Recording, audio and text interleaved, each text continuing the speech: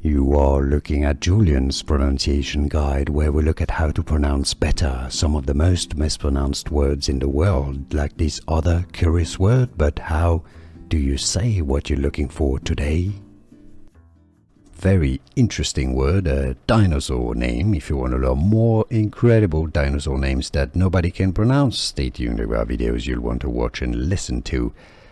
The English pronunciation here, a theropod. This is Gallimimus. Yeah, it's pretty straightforward. Some may say Gallimimus. Similar. The Americans would more often probably say Gallimimus, or Gallimimus. It's up to you.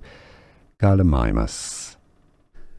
Here are more videos on how to pronounce more confusing words and names too many mispronounced. Like this video if you found it useful. I appreciate your support. I'll see you soon and thanks for watching.